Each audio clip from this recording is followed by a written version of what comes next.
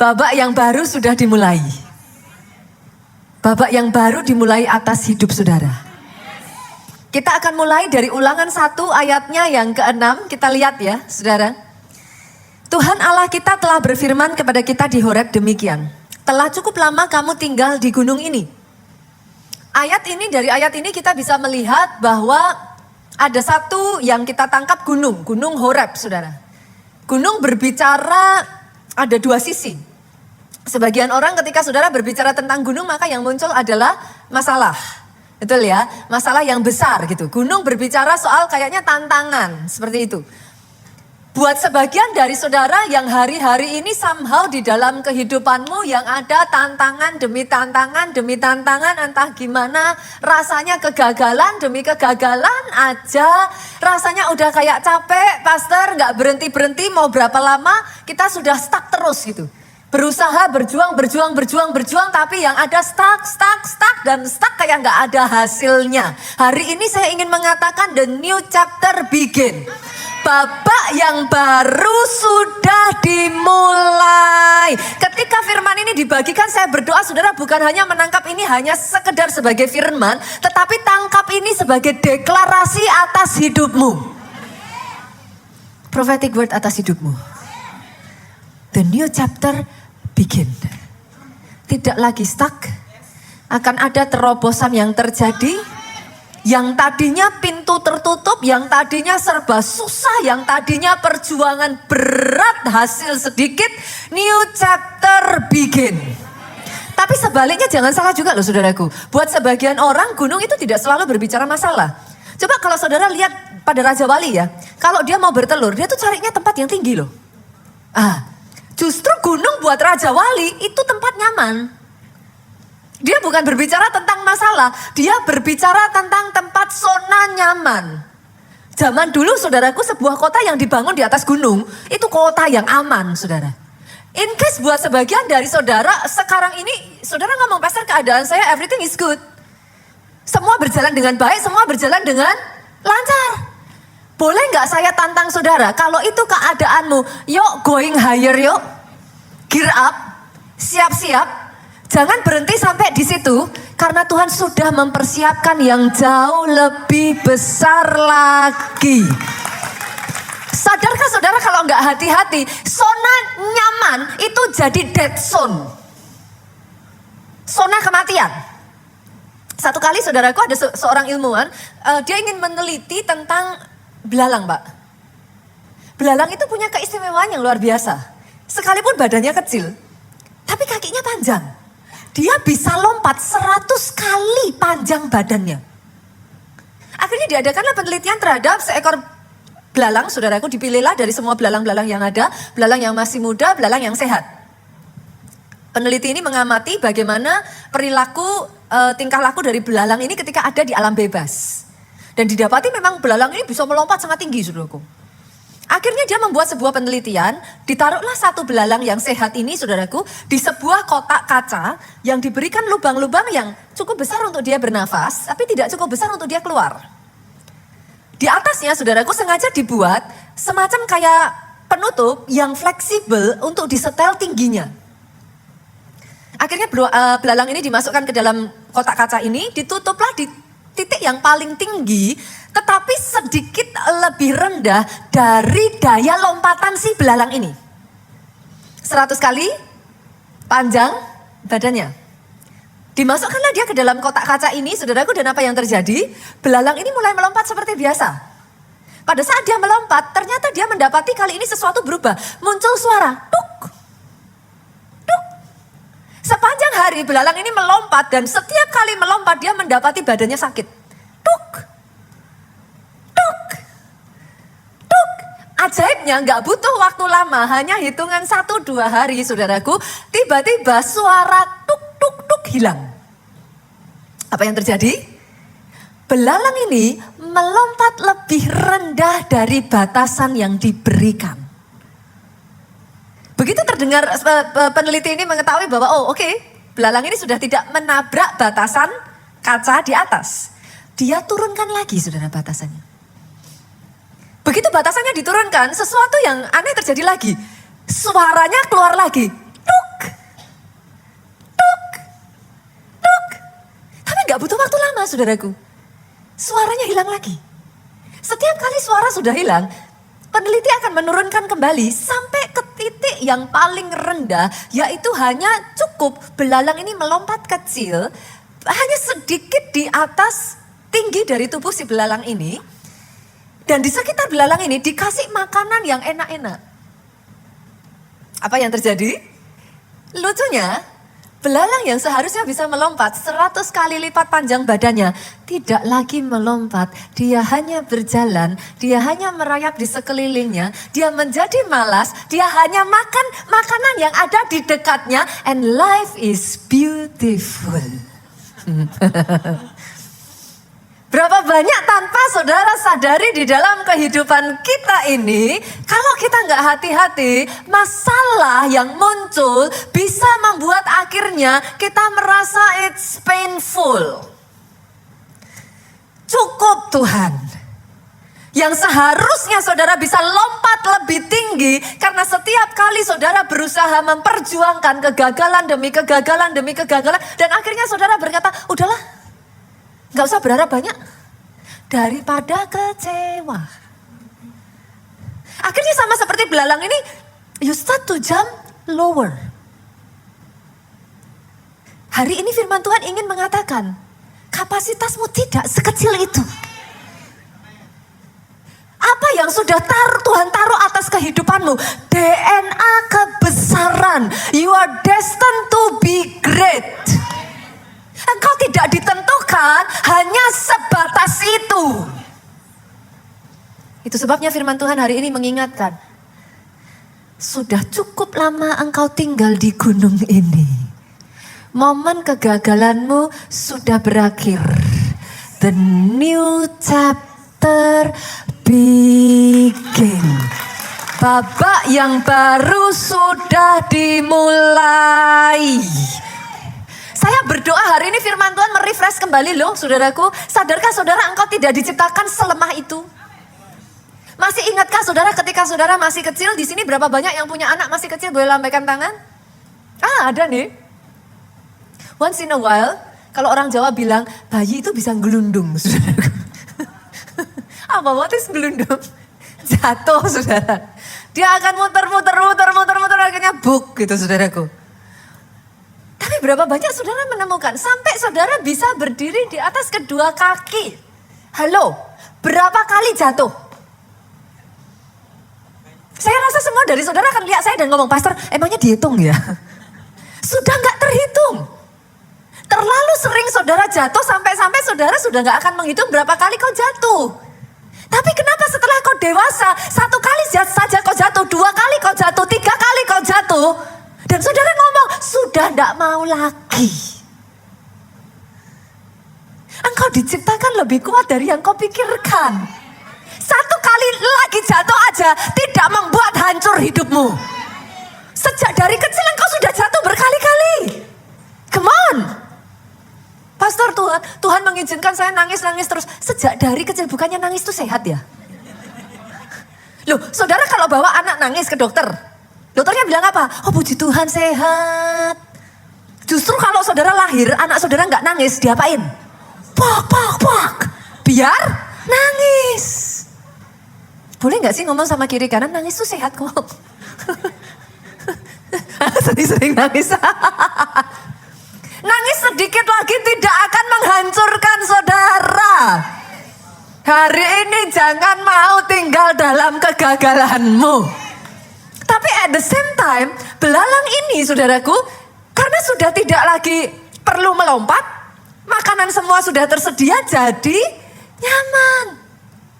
1 kali oleh penelitinya, dikeluarkanlah belalang ini ke alam bebas. Dibuatlah 1 perimeter di titik yang peneliti ini masih bisa memperhatikan tingkah laku dari belalang. Tahukah saudara apa yang terjadi? Tidak bisa melompat lagi. Jangan jadi orang Kristen yang lupa melompat. Jangan jadi orang Kristen yang terlalu nyaman. Sampai engkau lupa bahwa kau punya kemampuan 100 kali lipat lebih dari yang seharusnya engkau bisa. Setelah belalang ini dilepas, sayangnya saudaraku, dia hanya bisa merayap dan berjalan, saudara. Dia kehilangan kekuatannya. Kadangkala itu sebabnya Tuhan izinkan masalah terjadi. Kadangkala kenyamanan justru membunuh. Jangan izinkan hari ini potensimu dibunuh. Kenyamanan dan berkat yang sudah Tuhan berikan, hari ini ambil keputusan dalam hidupmu, gear up. Aku akan mempersiapkan diri lagi. Pastor, ngapain? Yuk kita lanjutkan. Ulangan 1 ayatnya yang ke-7. Telah cukup lama kamu tinggal di gunung ini. Ayat 7 ngomong, majulah, berangkatlah, pergilah. Pastor udah banyak, saya udah cukup, mau apa lagi? Lihat ini saudaraku, pergi ke pegunungan orang Amori, kepada semua tetangga mereka di Araba Yordan. Ini berbicara apa? Wilayah yang ini sudah kau kuasai, pergi. Sebelah-sebelahnya masih ada. Wilayah itu sudah kau kuasai, pergi di pegunungan. Yang pegunungan sudah dikuasai di daerah bukit. Daerah bukit sudah tanah Negeb no, tepi laut no, negeri orang Kanaan no. Buat Tuhan unlimited. Seberapa engkau bisa dibawa Tuhanmu tanpa batas. Oh aminnya yang paling keras. Kasih tepuk tangan yang paling meriah. Jangan batasi dirimu terlalu kecil. What I'm talking right now, apa yang saya ingin katakan kepada saudara, bermimpi lagi yang lebih besar. Jangan berhenti bermimpi. Ketika kau berhenti bermimpi, kau berhenti berkembang. You're shrinking. Bermimpi besar. Ketika kau berhenti bermimpi tanpa kau sadari, kau berhenti berbuah. Yuk, gear up ya, Bapak Ibu. Persiapkan diri ya. Something big is about to happen. Buat saudara, bahkan ya buat perusahaan saudara yang selama ini sudah maju, saya tantang yuk. Pecahkan rekor-rekor baru yang belum pernah kau pecahkan sebelumnya. Lihat lagi sama seperti Abraham. Lihat ke langit, lihat pasir di lautan. Sebanyak itu yang Tuhan mau berikan. Yang kau lihat di depan matamu, belum ada sedikitnya dari yang Tuhan akan kerjakan atas hidupmu. Start to see open. Jangan terus-menerus dibutakan, mengizinkan dirimu melihat keadaan yang ada di depan matamu sekarang. Yang di depan mata seringkali menipu. Kalau kau nggak hati-hati, akhirnya either you're stuck, engkau stuck dengan masalah, engkau stuck dengan kenyamanan. Yang Tuhan mau kerjakan atas kehidupanmu belum selesai. Ganti modenya ya. Yang tadinya survival mode. Ayat ini kan ngomong, bangsa Israel sudah cukup lama tinggal di pegunungan itu, they do nothing. Pastor, bukannya dalam kehidupan kita, yes, ada season of life di mana saudara harus menunggu, that's true. Di season itu ya saudaraku, ilmu yang harus saudara pakai itu ilmu yang berbeda. Kesabaran itu another different skill. Sabar itu ilmu loh. Menunggu itu ilmu loh. Bersabar itu ilmu loh. Tahukah saudara ada ilmu yang namanya tahan uji? Gak ada cerita yang lain. Saudara mau tanya sama saya, Pastor, itu kalau saya sudah di dalam masa-masa itu apa yang harus saya lakukan? Gak ada cerita yang lain. Ditetekin saudara, apa orang Jawa bilang itu, udah jalan aja terus, nangis gak apa-apa, jalan terus, ya udah tahan aja gitu. Mau apa? Gak ada ilmunya. Yang ilmunya cuma jalan aja terus, jangan berhenti. Tapi hari ini firman Tuhan, saya merasa ini sebuah deklarasi atas gereja kita saudaraku. Saya tahu angin yang baru sedang berembus nih. Saya nggak tahu berapa banyak saudara bisa tangkap rema ini. Tapi saya berdoa ada orang-orang yang cukup bisa menerima rema ini. Dan saudara masuk terbang bersama. Seperti layang-layang. Saudara mau paksa untuk terbangkan, dia nggak akan bisa terbang. Waktu saya kecil saya bermain layang-layang dengan papa saya. Firman ini saya beritakan, saya bawakan ketika saya di Manado. Saya berbicara tentang the rise of the giants. Kebangkitan raksasa-raksasa. Ketika saudara ditarik, saudaraku, layang-layang itu, mau saudara lari seperti apapun, itu layang-layang gak akan naik. Sampai apa yang terjadi? Angin datang. Get ready ya Bapak Ibu. Begitu angin itu datang, go with the wind. Gear up, persiapkan dirimu sedemikian rupa. Pada saat angin itu datang, dia berhembus ke arah engkau berada. Pastikan engkau in the right position. Pastikan engkau ada di titik yang tepat. Saat angin itu ditiupkan, engkau ada di sana. Dan sama seperti layang-layang itu, engkau naik terbang tinggi. Make sure. Pastikan, saudara. Buat anak-anak Tuhan di tempat ini saya juga tantang nih. Yuk. Come on, dari dulu kita tuh gak pernah dipanggil diberkati titik loh Bapak Ibu. Mana ayatnya? Saya tidak mengatakan kaya itu salah. Saya justru mendorong saudara, ayo jadilah diberkati. Go, as big as you can. Tuhan gak pernah takut kok saudara bermimpi besar. Go. Tapi diberkati jadi berkat. Jangan lupa yang itu. Saudara gak pernah diberkati and then period, titik. Artinya boleh nggak saya juga ngomong, diselamatkan untuk menyelamatkan. Jangan nyaman jadi jemaat tiap minggu, yang penting pastor saya udah datang kok. Saya pelayanan. Satu kali saudara ada sebuah kisah yang cukup menarik dari seorang nenek yang sudah tua. Mata nenek ini, maafkan saya saudaraku, sudah mulai lamur. Dia sudah mulai susah untuk melihat. Saudara di sini yang memakai kacamata, maafkan saya, kadangkala ya saudara, kalau dari kejauhan, saudara lepas kacamata, kadang bisa buram ya. Kayak lihat orang tuh kayak, ini siapa ya gitu.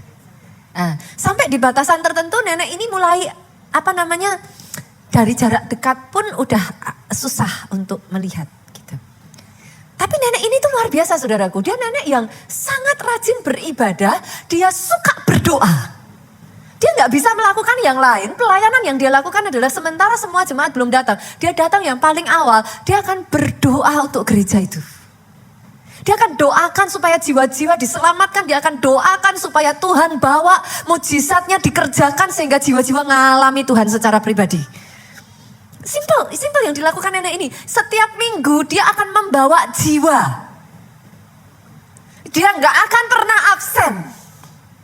Begitu getolnya dia sampai tetangga sebelah jengkel Pak. Sesama Kristen, tapi tetangga sebelah jarang ke gereja, hampir nggak pernah. Tetangga sebelah juga merasa tidak terlalu perlu untuk sampai seperti itu. Sehingga setiap kali si nenek ini menginjil, tetangga sebelahnya kesel ngomong, "Nek, jangan fanatik. Udahlah, jadi orang Kristen aja, ngapain sih sampai kayak begitu?" gitu. Nah satu kali saudaraku, si nenek ini pergi, dari jauh dia melihat seorang wanita cantik. Dia say hi. Dia sapa nih wanita, dia injili.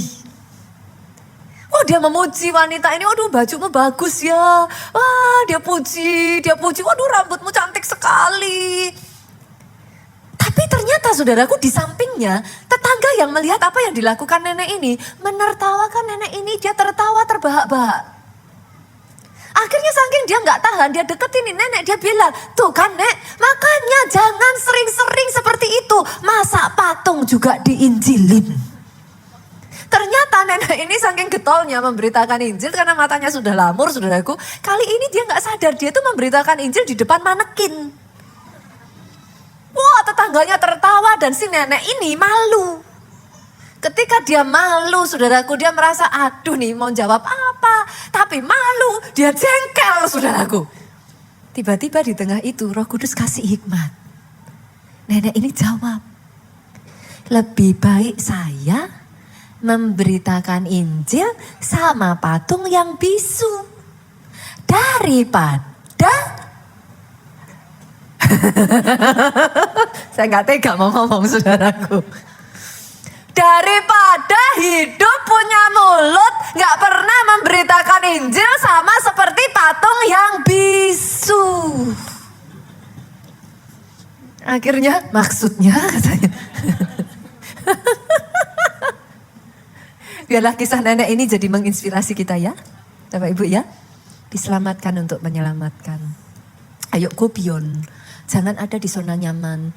Jangan jadi orang Kristen yang egois. Jangan jadi orang Kristen yang hanya maunya nyaman saja. Seperti belalang, yang penting saya ini kok pastor. Memangnya siapa sih yang suruh kalau hidup itu harus sukses?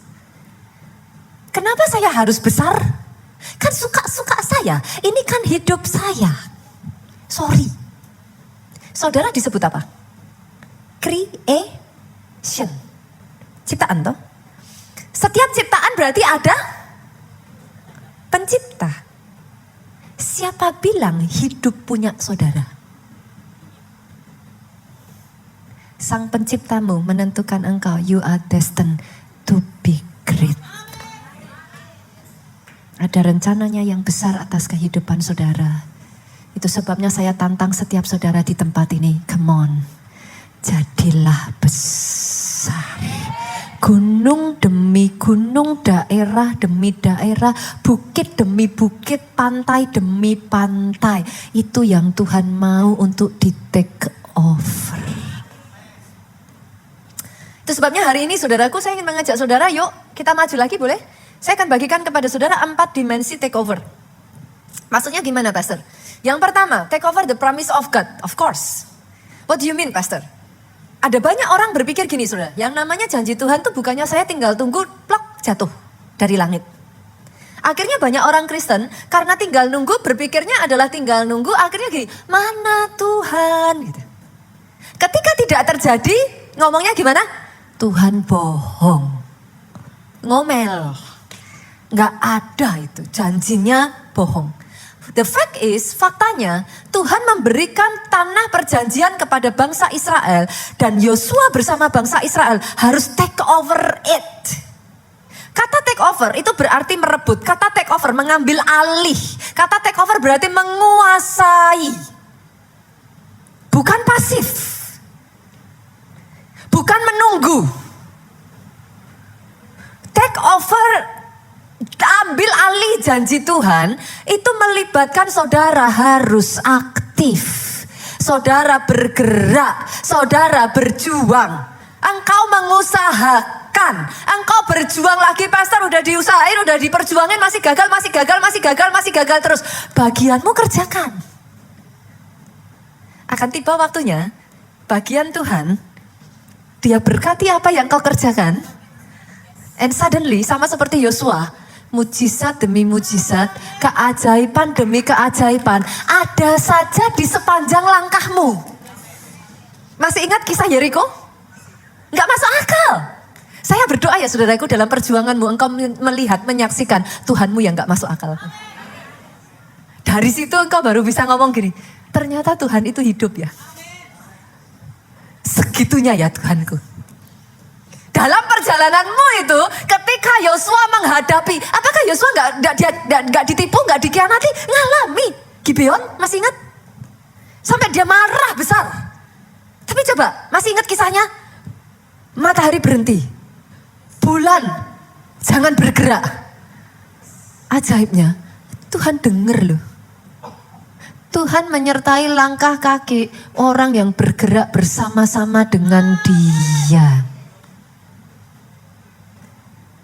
Ngalami masalah, bukan berarti nggak ada tantangan, bukan berarti hidup serba mulus, tapi disitulah saudara jadi bisa ngomong. Ternyata Tuhan yang kusembah senyata itu. Saya tuh dididik Tuhan ya saudara, yang terakhir tuh sampai saya tuh geleng-geleng kepala. Saya disuruh mempercayai, tapi saya tuh gini, aduh, udah Nita, udah aku sediain, tuh ngomong gitu sudah. Don't worry, sudah aku sediain. Tapi karena waktunya mepet, saya tuh berpikir udahlah cari aman. Despair. Karena waktunya mepet, saudara. End up semuanya itu precise, tepat pada waktunya. Bahkan di satu titik, saudaraku, di mana waktunya nggak sempat pun, nggak keburu pun. Saya tuh sampai, karena saya belum bisa menceritakan semua kisahnya, saudaraku. Waktu, jadi saya tuh harus ngambil, saudara. Waktunya itu nggak keburu. Saudara tahu apa yang terjadi? Saya udah mau terbang. Penerbangan saya pun di-delay, saudara. Itu tuh hampir kayak nggak masuk akal. Secara manusia kalau saya bilang waktunya udah nggak sempet nih, nggak bisa cancel, ya sudah. Tapi ketika saya bilang, saya lihat jam, memang kayaknya nggak mungkin nih. Saya balik, harusnya pesawat udah berangkat. Saudara tahu sampai tiket saya pun udah disobek sama pramugarinya. Saudara tahu artinya apa? Kalau saya nggak masuk tepat waktu, bye-bye. Disobek saudaraku tiketnya. Tapi waktu yang diperkirakan gak cukup. Saya WA ke orang counternya, "Pak, saya udah ke sana nih, tunggu sedikit lagi." Sudah tahu dijawab apa? "Jalan santai aja Bu, ini di-delay kok." Even kayak so precise itu Tuhan. Dalam usahamu, engkau merasa sudah tidak mampu lagi. Dia kasih kekuatan tambahan, dia kasih backingannya, dia punya 1001 cara. Membuat yang gak bisa jadi bisa. Oh, sekali lagi boleh kasih tepuk tangan yang paling meriah. Saya berdoa ya saudaraku, keluarga Allah alami Tuhan yang saya sembah. Alami sedetail itu dia. Seprecise itu dia. Kadangkala dari situ saya malu saudara. Kalau coba saya taat, gak perlu. Tapi kadang iman kita nih ada kayak apa sih, ditarik terus saudaraku. Ada batasan tertentu kita bisa. Nanti next berikutnya ditarik lagi sama Tuhan. Kita ngerasa nih kok kayaknya gak bisa nih. Kita gak bisa nih. Nanti ditarik lagi. Sampai akhirnya di situ kau belajar untuk mengatakan, bisa. Bersama Tuhan, bisa. Yang tidak bisa pun jadi bisa. Take over the promise of God. Sampai ini saudara, Yosua 21 ayat 45 ini doa saya buat saudara. Dari segala yang baik yang dijanjikan Tuhan, ganti kaum Israel dengan namamu. Kepadamu tidak ada yang tidak dipenuhi, semua dipenuhi. Saya menantikan saudaraku, sama seperti firman Tuhan ngomong, semesta menantikan pernyataan manifestasi anak-anak Tuhan. Itu nanti ya cerita-ceritanya ngeri-ngeri itu saudara. Itu saudara nanti akan mendengar miracle upon miracle yang buat saudara akan berkata, how can it be? How can it be? Dari satu orang yang ngalami, itu akan menarik kapasitas yang lain. Yang tadinya bilang gak bisa, sekarang berani kalau dia bisa, aku juga bisa. Saya menantikan loh, gereja ini terdiri dari orang-orang yang seperti ini. Ketika kau bercerita, testimony, apa saudara? Pertandingan iman, and you win. Bukan dikit-dikit,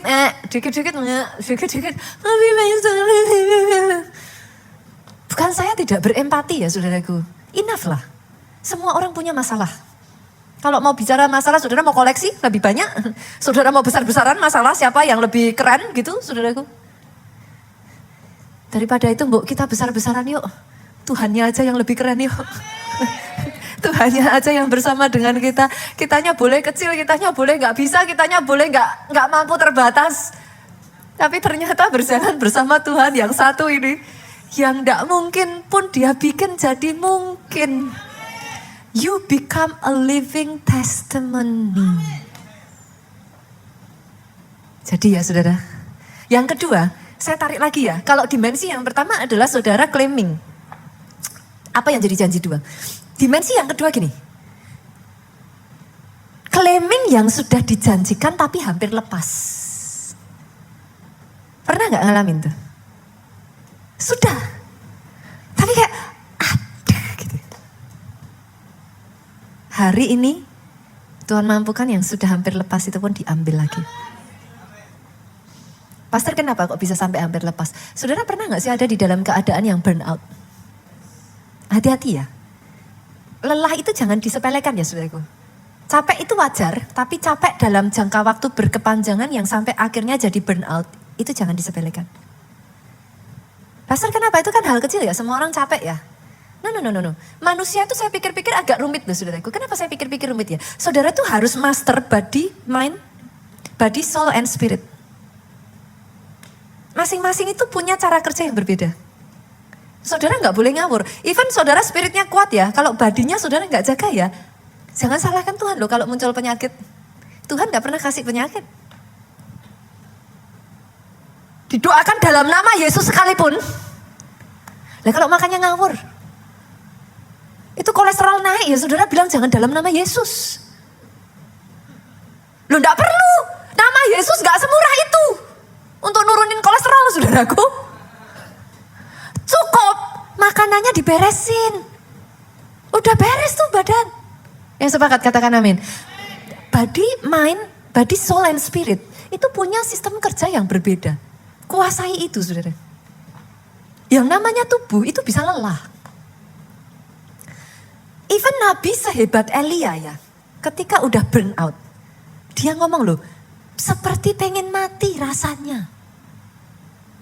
Tuhan ambillah saja nyawaku. Itu sekelas Elia loh. Jangan diremehkan. Kalau saudara tidak bisa memanage dengan baik your time, memanage dengan baik pekerjaanmu, memanage dengan baik semua kehidupanmu, akhirnya engkau burn out, yang harusnya engkau bisa take over, itu hampir lepas. Hari ini boleh saudaraku? Yang hampir lepas pun, Tuhan mampukan untuk take over kembali. Tidak lepas dari kehidupanmu. Dimensi yang ketiga, saudaraku, take over apa? Nah ini yang menarik sekali nih. Saya berdoa nih ada orang-orang yang dapetin di tahun ini. Dimensi yang ketiga ini, saudaraku. You take over apa yang orang lain udah lepas. 2025, 2026 ini akan menjadi tahun yang very unique. Ini tahun dimana orang-orang terkuat itu bisa menyerah. Tapi dengar ini, menariknya. Ini tahun di mana orang-orang diurapi Tuhan, yang diurapi Tuhan bisa dibawa naik.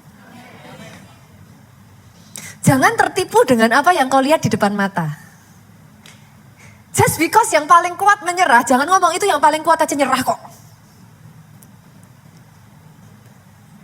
Masih ingat kisah Yusuf? Kita buka aja ya, yuk kita lihat yuk. Kejadian pasalnya yang ke-41 ayatnya yang ke-55 sampai 56. Ketika seluruh negeri Mesir menderita kelaparan, rakyat berteriak minta roti kepada Firaun. Saya tanya saudara dulu, siapa Firaun?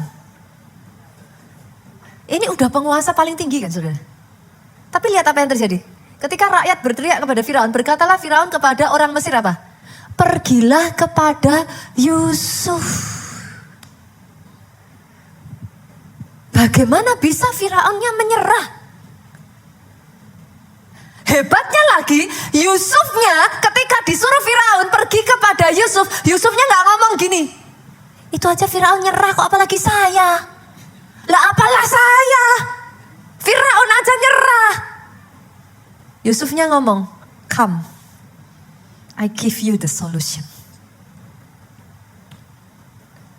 Ada orang-orang yang tahun ini ya somehow ya Tuhan kasih saudara hikmat. You will just have the solution. Tuhan pakai, itu sebabnya gear up saudara. Gear up itu apa? Get ready, bersiap. Prepare. Saudara gak pernah tahu. Karena pada saat 1 talenta, 2 dan 5 talenta, yang 1 dikubur Pak. Gak dikasih sama yang 2 loh. Tuhan kasih ke yang 5. Saya doa ada orang-orang di tempat ini dengan 5 talenta yang diberi Tuhan lebih besar. Tidak membuat engkau burn out. You just know, saudara bisa menguasai, you can just master body, soul, spirit. Jadi ketika dibawa Tuhan lebih besar, saudara bisa ngomong, apalagi Tuhan, ayo.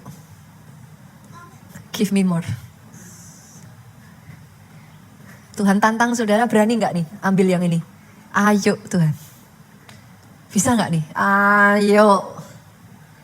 Orang-orang yang berani berkata bagi Tuhan dan bagi orang percaya tidak ada yang mustahil. Itu a challenge saudaraku. Tapi ada yang keempat, dimensi yang keempat ini gak kalah menarik saudara. Bahkan kalau saudara sudah pernah kehilangan, bukan hampir lepas tuh, udah hilang. You take over apa yang sudah direbut musuh dari hidup. Ini tahun yang buat saya menarik loh saudaraku. 2025, 2026 nanti saudara akan melihat shifting terjadi ini. Jangan, once again saya hanya bisa ngomong ini. Jangan tertipu dengan apa yang dilihat mata saudara. Yang dilihat mata boleh buruk, yang dilihat mata boleh turun, yang dilihat mata rasanya nggak mungkin. Yang dilihat mata serba jelek. Tapi jangan tertipu dengan yang dilihat mata. See beyond.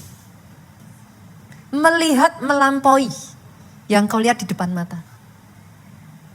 Kuncinya nggak ada yang lain. Patternnya itu selalu sama. Dimulainya dari firman. Kita lihat ya kisahnya Daud. Yuk 1 Samuel pasal 30 ayat 1 sampai 2. Selalu masalah itu selalu ada saudaraku. Mau saudara hindari juga nggak bisa. By now, saudara yang sudah cukup sering ibadah di keluarga Allah, saudara tahu dah. Pokoknya selalu kita akan ngomong. Masalah selalu ada titik. Jangan lari, jangan dihindari, jangan apapun lah saudaraku. Masalah selalu ada. Terima itu aja. Daud juga sama nih. Ketika Daud beserta orangnya sampai di Siklak pada hari yang ketiga, orang Amalek telah menyerbu tanah Negeb dan Siklak. Siklak telah dikalahkan oleh mereka dan dibakar habis. Perempuan-perempuan dan semua orang yang ada di sana tua dan muda telah ditawan mereka dengan tidak membunuh seorang pun. Mereka menggiring sekaliannya kemudian meneruskan perjalanannya.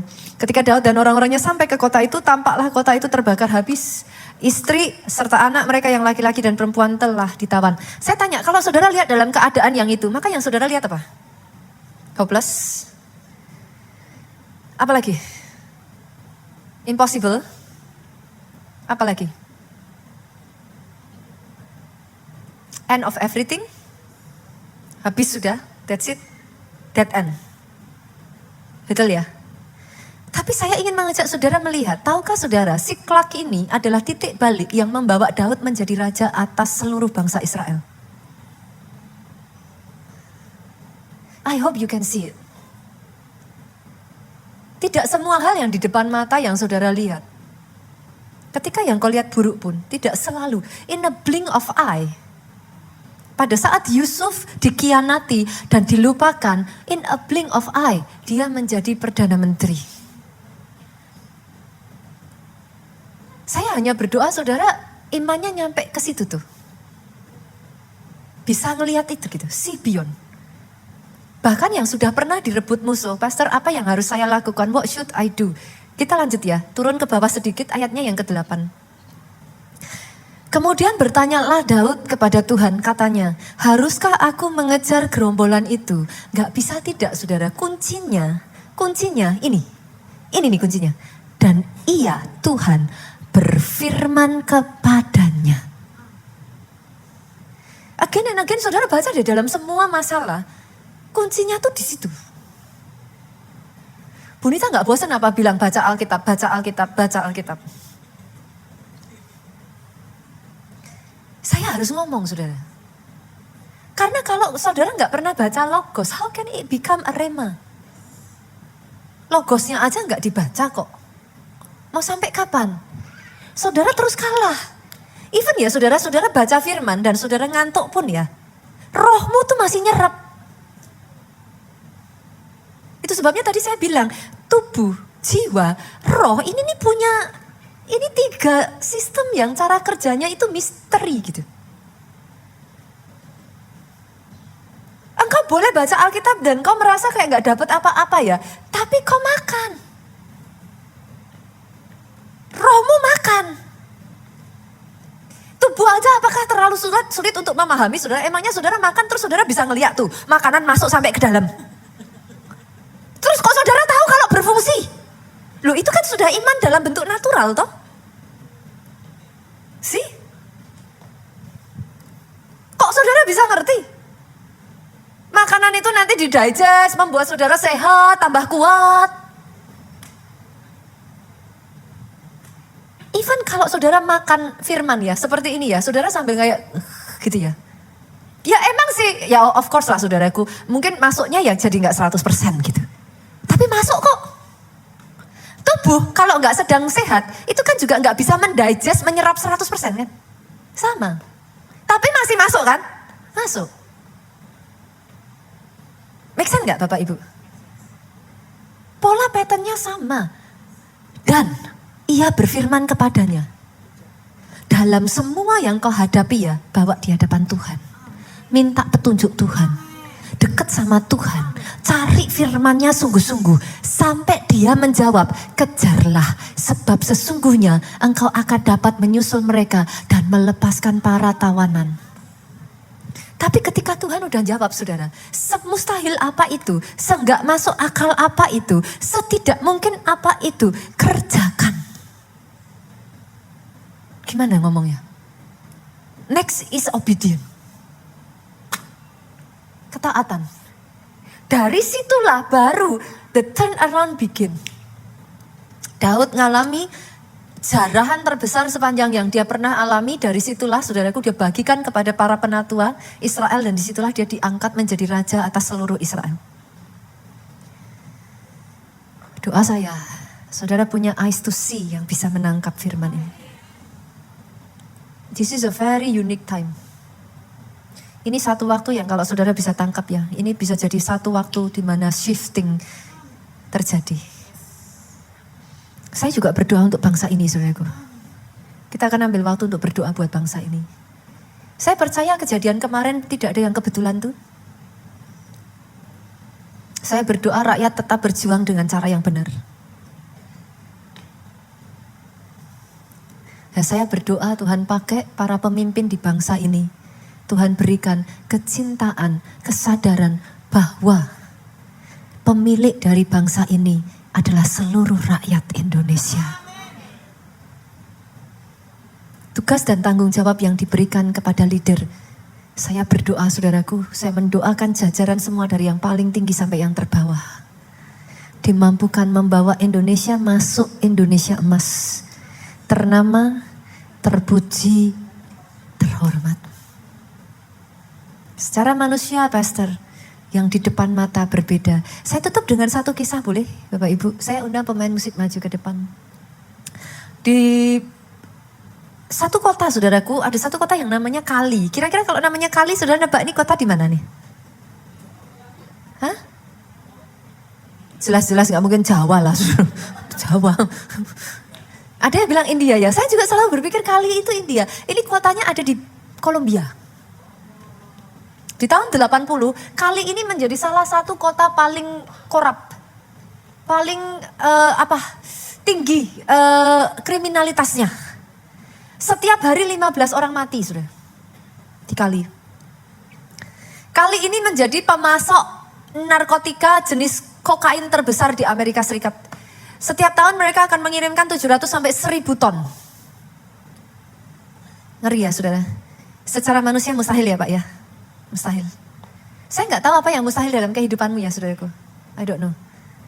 Sampai satu kali seorang pendeta bernama Julio Cesar saudaraku dan istrinya Ruth mendapat satu rema untuk berdoa puasa merendahkan diri di hadapan Tuhan. Bangkit mengadakan doa semalam suntuk saudaraku.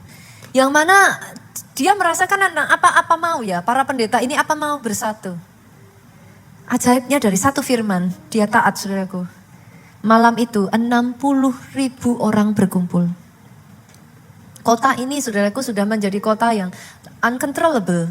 Bahkan pihak keamanan pun sudah tidak bisa mengontrol. Saudara ini karena dikontrol oleh kartel-kartel saudaraku. Tapi malam itu 60.000 orang selama 2 hari saudaraku. Mereka berdoa, mereka berpuasa, mereka berseru, mereka mencari wajah Tuhan.